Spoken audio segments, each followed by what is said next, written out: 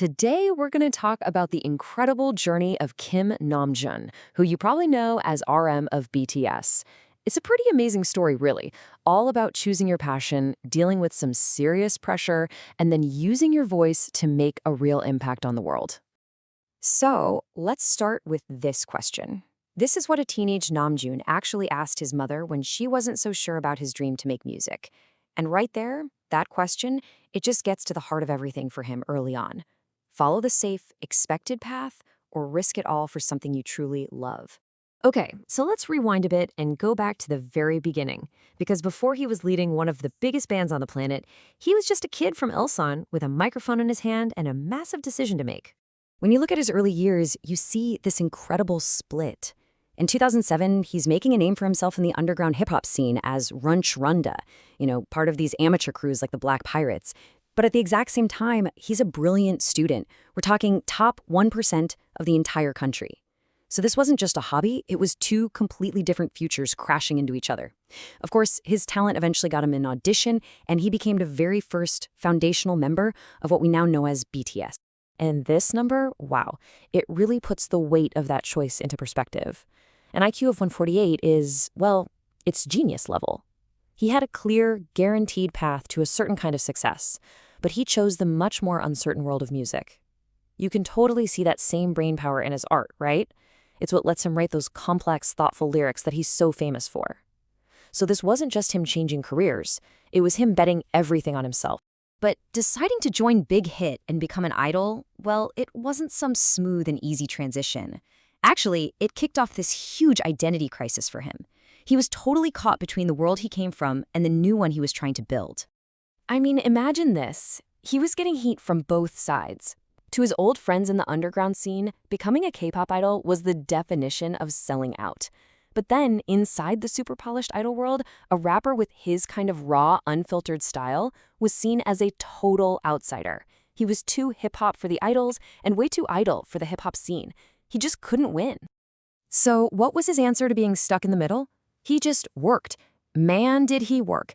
He basically became the creative engine of BTS. With more than 200 songs officially credited to his name, he didn't just find his own voice. He built the entire lyrical and thematic soul of the group. He led by doing, not just by talking. And all that hard work, that relentless drive, it completely transformed his role over time. He went from being the voice of his group to being the voice of a whole generation. He took his message from a small recording studio all the way to the world's diplomatic stage. His 2018 speech at the UN, that was a real turning point. And this quote, it wasn't just a line in a speech, it became this global anthem for self-love and acceptance. He used this massive platform, maybe the biggest in the world, to share a message that was both deeply personal and completely universal. It really cemented his place as a global ambassador for young people. And he didn't stop there. His diplomatic work has only gotten deeper. At the 2025 APEC Summit, he shifted his focus to fighting for the arts at a policy level. He was urging world leaders to truly see the value in culture and creativity and, to put their money where their mouth is and invest in artists. So you can really track his leadership in these three stages. First, he was the lyrical heart and the main spokesperson for BTS. Then that grew, and he started speaking for a generation of youth around the world. And now he's operating on this huge, global scale, advocating for the very culture and art that made him who he is. But how do you sustain that kind of global pressure? You have to take care of your inner world, right? And that brings us to a more personal but just as important side of his life, the art of Namjooning. Yeah, he literally inspired a new word that's become a huge part of the fan vocabulary.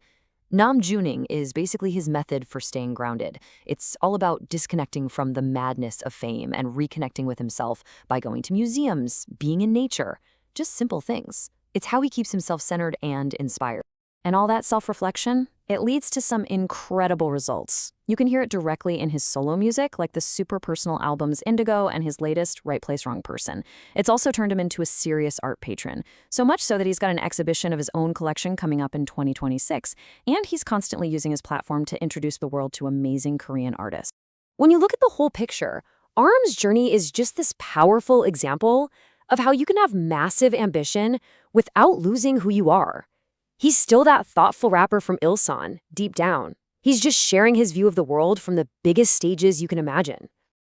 And that really just leaves us with a question for ourselves, doesn't it? He's shown us one way to walk that tightrope. So the question for us is, how do we find our own way to stay true to where we come from while we're reaching for our own stars?